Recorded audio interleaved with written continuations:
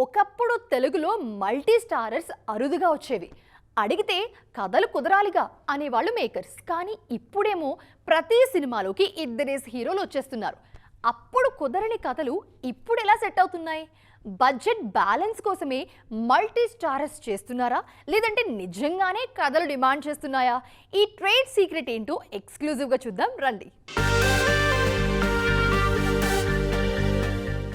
ఒకప్పుడు మల్టీస్టారర్స్ చేయడానికి ఒకటి రెండు సార్లు ఆలోచించేవాళ్లు హీరోలు.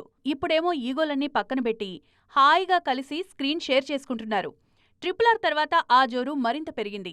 F2 సహా చాలా మల్టీస్టారర్ సినిమాలు బాక్సాఫీస్ దగ్గర మ్యాజిక్ చేశాయి.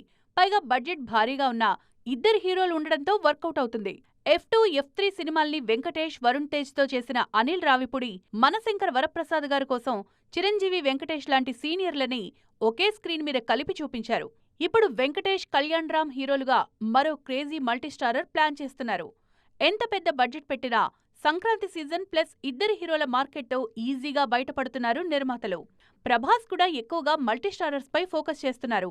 ఆల్రెడీ సలార్లో పృథ్వీరాజ్ సుకుమారన్తో కలిసి నటించారు రెబల్ స్టార్. ఇక కల్కిలో అమితాబ్ బచ్చన్, కమల్ లాంటి లెజెండ్స్ తో స్క్రీన్ షేర్ చేసుకున్నారు. కల్కి 2లోనూ వీళ్లున్నారు. హిందీలో అమితాబ్, తమిళంలో కమల్ ఈ సినిమాకు బలం. ఇక మెగా 158లో మోహన్ లాల్ కీలక పాత్రలో నటిస్తున్నట్లు తెలుస్తోంది. వాల్తేరు వీరయ్యలో రవితేజతో కలిసి నటించిన చిరంజీవి ఈసారి మోహన్ లాల్ తో స్క్రీన్ పంచుకుంటున్నారు. ఇందులో చిరు మాఫియా డాన్ గా నటిస్తున్నారు. తెలుగులోనే కాదు తమిళంలోనూ మల్టీస్టారర్స్ జోరు పెరిగింది. కమల్, రజనీ కాంబోలో నెల్సన్ సినిమా అనౌన్స్ చేశారు. మొత్తానికి మల్టీస్టారర్స్ చేసినప్పుడు ఇద్దరి హీరోలు మార్కెట్తో నిర్మాతలకు బడ్జెట్ టెన్షన్స్ పెద్దగా ఉండట్లేదు.